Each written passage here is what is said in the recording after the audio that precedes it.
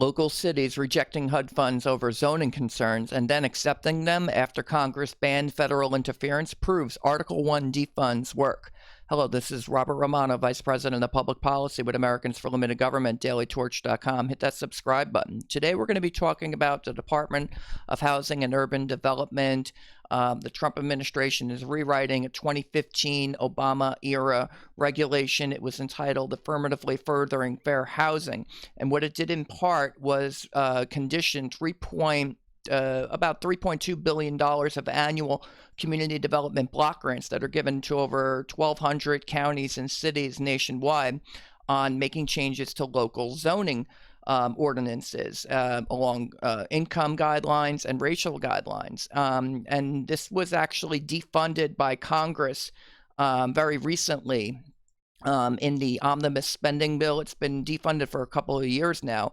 This aspect of it. Section 232 of the 2019 Omnibus Bill states that none of the funds made available by this act may be used by the Department of Housing and Urban Development to direct a grantee to undertake specific changes to existing zoning laws as part of carrying out the final rule entitled Affirmatively Furthering Fair Housing, order notice entitled Affirmatively Furthering Fair Housing Assessment Tool.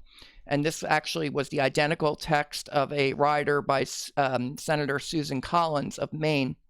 And it had passed in 2016, and it passed by a vote of 87-9, where members of both parties, in a rare bipartisan display, were saying we don't want the HUD and the federal government coming in and dictating local zoning ordinances, no matter what their motivations may be. And so this was Republicans and Democrats. They were coming together, and it's an overwhelming verdict, I see, against this Affirmatively Furthering Fair Housing regulation. And specifically, the way it did it, it told municipalities in the regulation to, quote, examine relevant factors such as zoning and other land use practices that are likely contributors to fair housing concerns and take appropriate actions in response as a condition for receiving the block grants. And so what they were doing was taking census tracts, and they would say, okay, here's where all the white people live, here's where all the black people live, and here's where the income levels kind of diverge. So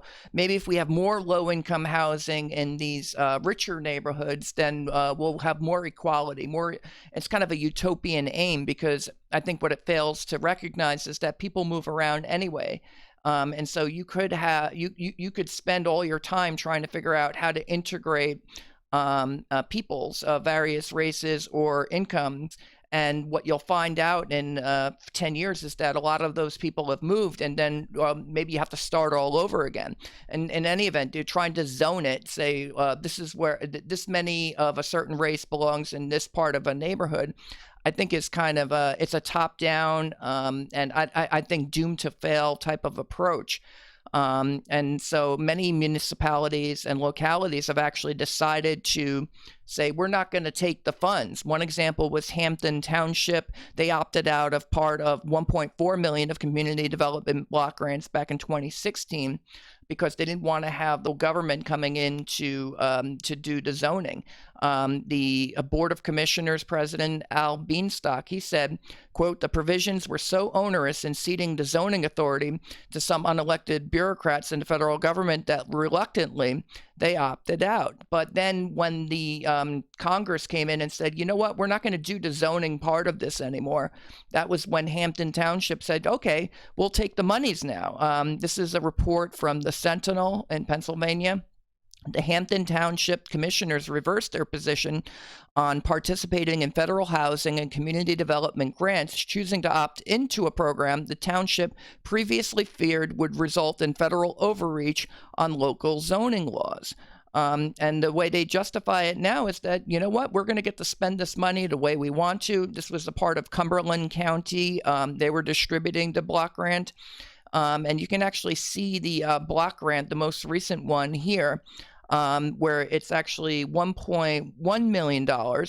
And here's how the block grants tend to, let's see, $194,000 would be acquisition of real property, $16,000 for rehabilitation, $227,000 for more rehabilitation and code enforcement, $367,000 for street improvements, sidewalks, other public improvements, non-residential historic preservation, $118,000 for operating costs of homeless and AIDS patients programs, senior services, crime awareness, child care services, other public services, and then another $221,000 for general program administration. Now, all of that's not going to go to Hampden, but they're willing to take part in the block grant program now because they feel like they're not going to be pushed around by the federal government or told what to do with zoning. And we've seen numerous examples where the federal government has come in very onerously.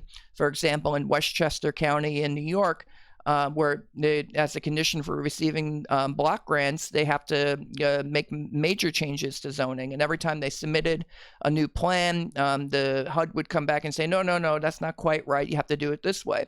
And so it becomes a real burden on the communities that otherwise might be depending on these block grants and being able to spend them in the most efficient way possible. And I think allowing local communities to do that, it's not really invoking I think fair housing concerns or housing discrimination, because the individual housing discrimination, if somebody refuses to rent based on race or religion or something like that, or if somebody refuses to sell based on race, religion, or sex or something like that, then that's already going to be forbidden under the terms of the Fair Housing Act.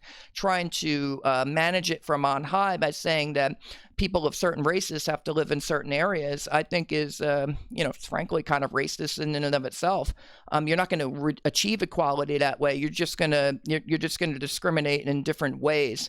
Now, this may be starting to change with Congress's action, but with the Trump administration, they're looking to come in and to redo this regulation. And Americans for Limited Government, I've personally submitted comments on this, and I said, you know what, you have to abide by the congressional defund here. You should either rescind this regulation or remove all aspects of zoning from it. But what HUD is looking at now under Secretary Ben Carson, this is from the Wall Street Journal last year, quote, the Trump administration wants to shift the way it enforces an aspect of fair housing around the U.S., pivoting away from efforts to integrate lower income housing into wealthier neighborhoods in favor of promoting more housing development overall. So they want to use the grants to, I guess, increase housing stocks in places where there might be shortages, for example, in San Francisco. So what Carson told the Wall Street Journal was, quote, I want to incentivize people who would really like to get a nice juicy grant to look at their zoning codes. Now, in the case of the Carson plan, it's not to achieve a utopian racial or income integrations to, make housing more affordable. Probably by allowing multifamily properties to be built where right now it's zoned as single family properties with the goal of reducing prices.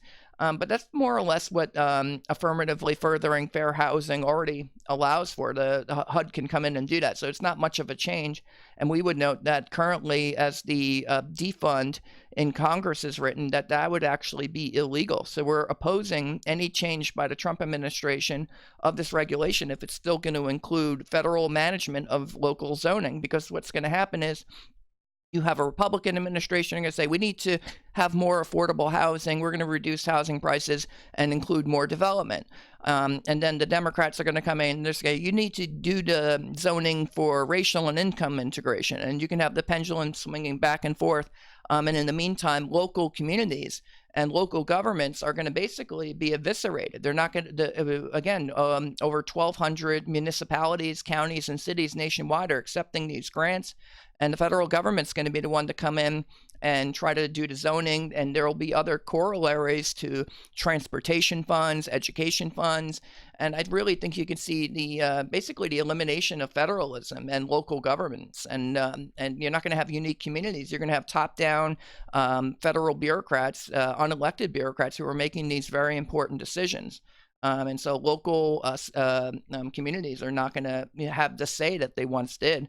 And so we oppose that. And we're hoping the Trump administration will recognize that Congress has actually spoken on this issue.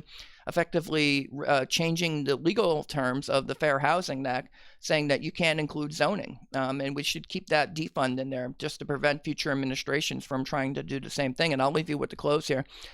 While making housing more affordable is certainly a laudable goal in areas where there may be shortages, Americans for Limited Government nonetheless still takes the view that it ought to be left up to localities to make those determinations, not unelected bureaucrats in Washington.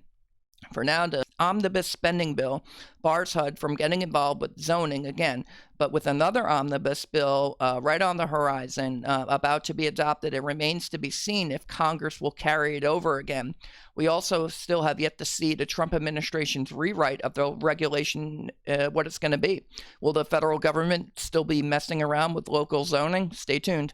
That's the commentary. This is Robert Romano, Vice President of Public Policy with Americans for Limited Government, dailytorch.com. Hit that subscribe button, ring the bell for notifications, and have a good day.